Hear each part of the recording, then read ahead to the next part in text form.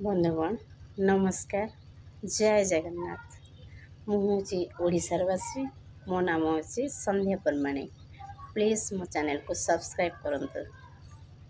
ଆଉ ମୁଁ ଆଜି କିଛିଟା ବିଷୟରେ କହିବାକୁ ଚାହୁଁଛି। ସେ ହେଉଛି ଆଜିକା ବିଷୟବସ୍ତୁ ଆଜିକା ହେଉଛି ଫେବୃଆରୀ 14 ତାରିଖ 2025। ଏ ବିଷୟଟା କହିବାର କାରଣ ଅର୍ଥ ହେଉଛି, ଯେହେତୁ ଆଜିକା ଦିନଟି ହେଉଛି ତିନୋଟି ଦିନ। ତ ପ୍ରଥମଟା ହେଉଛି ମାତୃପିତୃ ଦିବସ। ମାତୃପିତୃ ଦିବସ ପାଳନ ମତଲବ ହେଉଛି ପ୍ରଥମେ ମାଆଙ୍କୁ ବାପାଙ୍କୁ ପୂଜା କରିକି ତାଙ୍କୁ ସମ୍ମାନ ଦିଅନ୍ତୁ। ଦ୍ୱିତୀୟରେ ହେଉଛି ବ୍ଲାକ୍ ଡେ ଯେଉଁମାନେ ଆମ ଦେଶ ପାଇଁ ଶହୀଦ ହେଇଥିଲେ।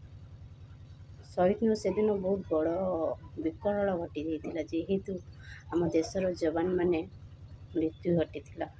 ସେହିପାଇଁ ଆଜିକା ଦିନକୁ ସମସ୍ତେ ବହୁତ ବଡ଼ ଦୁଃଖର ଖବର ଦେଇକିନା କୁହନ୍ତି ଯେ ଆଜିକା ଦିନଟି ବ୍ଲାକ୍ ଡେ। ତ ସେମାନଙ୍କୁ ଅଶ୍ରୁଳ ଶ୍ରଦ୍ଧାଞ୍ଜଳି ସହିତ ମୁଁ ନମସ୍କାର କରୁଛି। ଏବଂ ଆଜି ତୃତୀୟଟି ହେଉଛି ଭାଲେଣ୍ଟାଇନ୍ ଡେ। ଭାଲେଣ୍ଟାଇନ୍ ଡେ ହେଉଛି ପ୍ରେମ ଭରା ତୃପ୍ତିର ଦିନ। ତ ସେଥିପାଇଁକା ବି ସମସ୍ତଙ୍କ ମୋ ତରଫରୁ ହ୍ୟାପି ଭାଲେଣ୍ଟାଇନ୍ସ ଡେ। ତ ସବୁ ତିନୋଟି ଡେକୁ ସବୁ ଦିଗକୁ ଆପଣମାନେ ସହମତି ଦେଇକି ଖୁସି ଖୁସିରେ ମନାନ୍ତୁ। ଶ୍ରଦ୍ଧାଞ୍ଜଳି ଆମ ଯବାନମାନଙ୍କୁ ଶ୍ରଦ୍ଧାଞ୍ଜଳି ସହିତ ସମ୍ମାନ ଦିଅନ୍ତୁ। ମୋର ଏତିକି ଅନୁରୋଧ।